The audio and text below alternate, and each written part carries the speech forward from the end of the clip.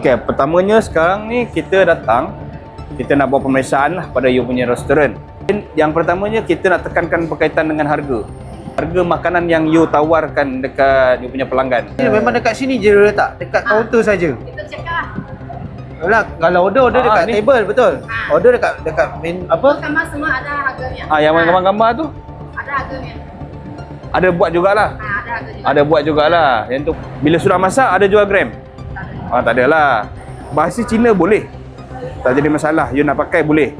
Tapi kena pamerkan juga dalam bahasa Melayu. Nyatakan sekarang ni kita tak tahu apa benda yang you pamerkan ni. Sebenarnya tak jelas. Tak jelas pun apa benda yang you pamerkan. Ini 13, 15, 19. Yang ni yang you yang tahu kan. Ini sederhana, kecil, besar.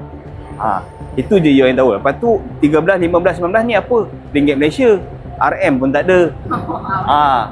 Jadi tak jelas kat sini. Bagi menu, order terus. Betul. Harga dia macam mana you terangkan kat dia? Kita cakap kecil berapa mana tu? Kita terus cakap ni. Ataupun you tunjuk je. You tengok dekat dinding macam tu. Macam you cakap kat saya lah tadi, you cakap macam tu. You pergi tengok kat gambar dulu baru you order macam tu. Sebab apa kita ada nak letak kat sini? Sebab mudahkan customer nak order. Kalau menu kat sana, menu dia duduk meja hujung. Kalau dia rabun macam mana nak nampak? Itu untuk menu lauk. Kalau air macam mana menu air dia? Kan? Terus sambil sini. Terus kat sini pula. Dekat sini pula baru tanda harga dia. Air bancur ke air tin? Bancur. Air bancur. Dalam ni air tin ni betul. So tanda harga untuk air tak ada. Okay, clear So itu pentingnya dekat sini sebab you dah ada buku menu. Kenapa you tak terus letak je kat tepi ni, tambah sikit je lah kerja you. Walaupun saya tak faham bahasa orang Cina ni, saya tak faham. Tapi kalau tulis mi goreng, saya tengok gambar nak cari mi goreng, tak ada mi goreng. Ada kat situ? Tak ada kan? Nampak? Saya betul saya tak faham ni, tapi saya tahu. Sebab saya suka makan mi goreng, saya tahu macam mana rupa mi goreng.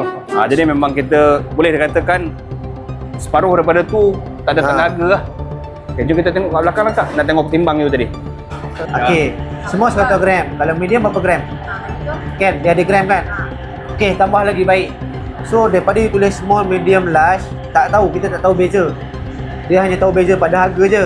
Tapi kena clear lah dekat buku menu you supaya pelanggan you tak confuse. Timbang ni digunakan untuk you berniaga lah. Betul? You timbang ikan kat sini, baru you masak. So ni you guna untuk berniaga. Bila you guna untuk berniaga, automatik timbang kena stamping.